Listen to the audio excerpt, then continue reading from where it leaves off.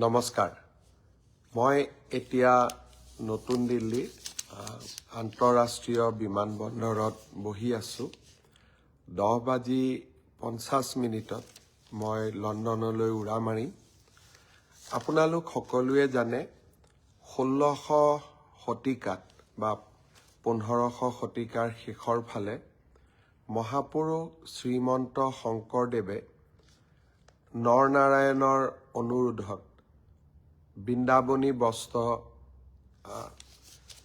সাজি উলিয়াইছিলে আৰু এই বৃন্দাবনী বস্ত্ৰখন আমাৰ অসমৰ ইতিহাসৰ বা আমাৰ সভ্যতাৰ এক অমূল্য অংগ আমি বহুতে বৃন্দাবনী বস্ত্ৰৰ বিষয়ে শুনিছো পঢ়িছো আৰু বিভিন্ন সময়ত ইণ্টাৰনেটত হওক বা আন কিতাপ পত্ৰত ইয়াৰ ছবিও আমি দেখিবলৈ পাইছো কিন্তু আজি যোৱা 500 বছৰ কালত আমাৰ কোনো এটা প্ৰজন্মই এই বৃন্দাবনী বস্ত্ৰখন স্বচক্ষুৰে বা সন্মুখৰ পৰা দেখিবলৈ পোৱা নাই অৱশ্যে যিসকলে কেতিয়াবা লণ্ডনৰ মিউজিয়ামত গৈছে কেতিয়াবা পেৰিছৰ মিউজিয়ামত গৈছে হি এটা সুকীয়া কথা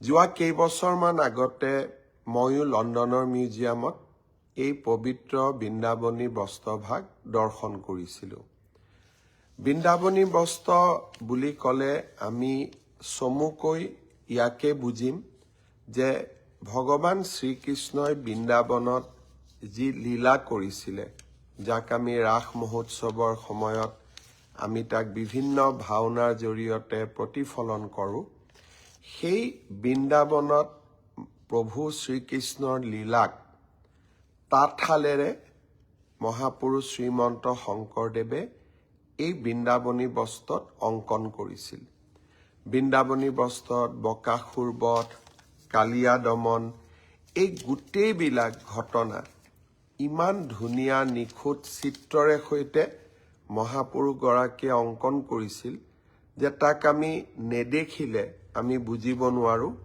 ই আমাৰ কিমান ডাঙৰ এক অমূল্য সম্পদ কালক্ৰমত এই বৃন্দাবনী বস্ত্ৰ তিব্বতলৈকে যায় তিব্বতৰ পৰা লণ্ডনৰ মিউজিয়ামত কিছু অংশ আহি পৰে কিছু অংশ পেৰিছৰ মিউজিয়ামলৈকে যায় কিছু অংশ আমেৰিকাৰ বষ্টনৰ মিউজিয়ামত আছে আৰু কিছু অংশ লছ এঞ্জেলিছৰ আমাৰ আমেৰিকাৰ লছ এঞ্জেলিছ মিউজিয়ামতো ই বৰ্তমান আছে কিন্তু লণ্ডন আৰু পেৰিছত থকা বৃন্দাবনী বস্ত্ৰ দুভাগ যথেষ্ট ডাঙৰ যথেষ্ট দীঘল আৰু আমি যি বৃন্দাবনী বস্ত্ৰৰ কল্পনা কৰোঁ তাক উপযুক্তভাৱে প্ৰতিনিধিত্ব কৰে বহুদিনৰ পৰা মোৰ মনত এটা ইচ্ছা আছিল যে এই বৃন্দাবনী বস্ত্ৰভাগ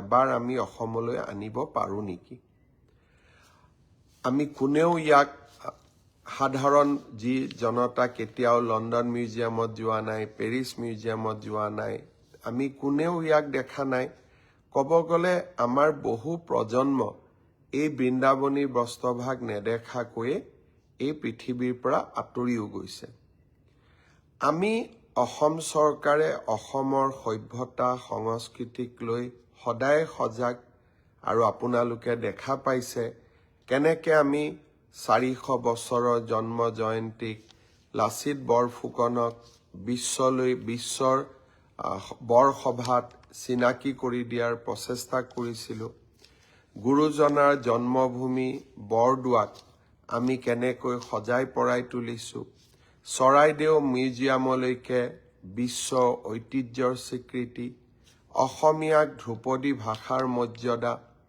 লোকপ্ৰিয় গোপীনাথ বৰদলৈ এক নতুন ৰূপত গোপীনাথ বৰদলৈৰ আদৰ্শক আমাৰ নৱপ্ৰজন্মৰ মাজলৈ লৈ অহা আৰু বিহু ঝুমুৰক কেনেকৈ আমি ৰাষ্ট্ৰৰ মঞ্চলৈ লৈ অহাৰ বাবে নিৰন্তৰ প্ৰচেষ্টা চলাই আছো অসমৰ সভ্যতা সংস্কৃতিক নৱপ্ৰজন্মৰ মাজত জীয়াই ৰখাৰ বাবে আমাৰ অবিৰত প্ৰয়াস আৰু প্ৰচেষ্টাৰ আন এটা অংশ আছিল যে আমি কেনেবাকৈ বৃন্দাবনী বস্ত্ৰভাগ অসমলৈ লৈ আহিব পাৰোঁ নেকি। অহাকালি লণ্ডনৰ মিউজিয়ামৰ লগত আমাৰ আলোচনা আছে।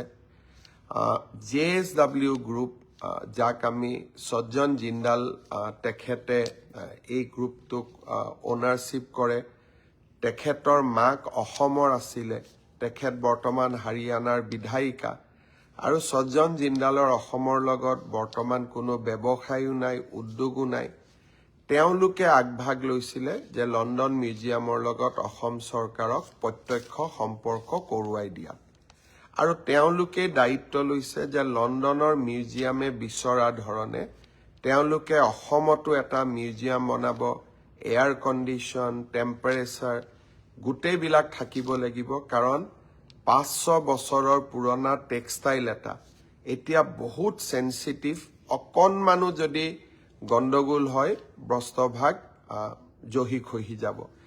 এই গোটেই কথাবোৰ পৰীক্ষা কৰি বহুত চিন্তা কৰাৰ পিছত মোক লণ্ডনৰ মিউজিয়াম কৰ্তৃপক্ষই অহাকালি মাতি পঠিয়াইছে। ভাৰতৰ আমাৰ ৰাষ্ট্ৰদূতগৰাকীও ইয়াত ইনভলভ আছে। ভাৰত চৰকাৰ, প্ৰধানমন্ত্ৰী ডাঙৰীয়াই এই বিষয়ে খবৰ ৰাখিছে। যদি মহাপুৰুষগৰাকী আশীৰ্বাদ দিয়ে, গুৰুজনাই আশীৰ্বাদ দিয়ে, অহাকালি হয়তো আমি এখন লণ্ডন মিউজিয়ামৰ লগত বুজাবুজিৰ চুক্তি স্বাক্ষৰ কৰিম যে 2027 চনত আমি বৃন্দাবনী বস্ত্ৰভাগ অসমলৈ আনিম। চুক্তি স্বাক্ষৰ হ'ব।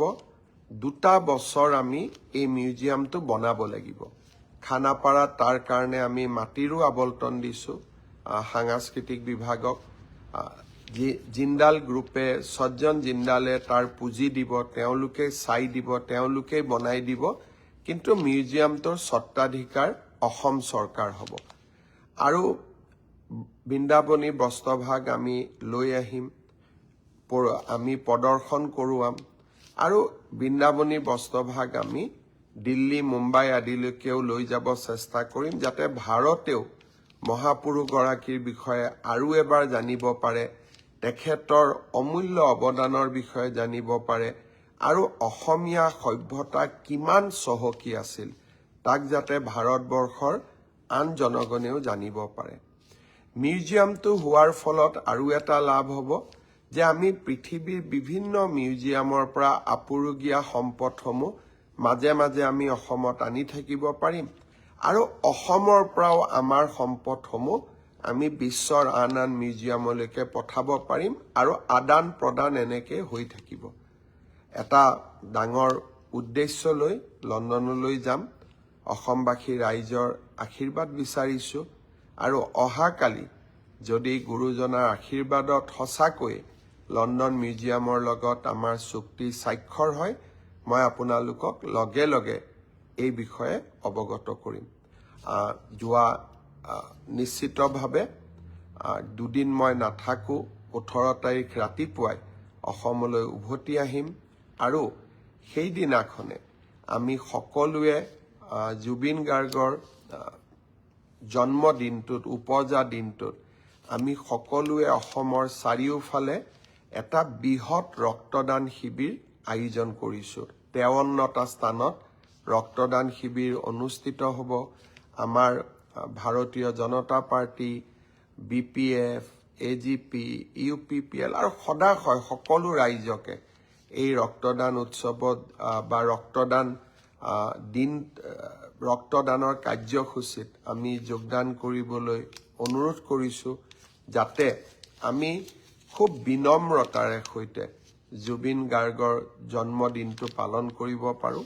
আৰু সেই উপলক্ষে মই চেষ্টা কৰিম যে মই 18 তাৰিখে যাতে উভতি আহিব পাৰোঁ, আৰু আপোনালোকলৈকে এই ভাল খবৰটো কঢ়িয়াই আনিব পাৰোঁ। পুনৰ এবাৰ আপোনালোক সকলোকে প্ৰণাম জনালোঁ, নমস্কাৰ জনালোঁ। বহুত বহুত ধন্যবাদ। জয় আই অসম, জয় হিন্দ, বন্দে মাতৰম।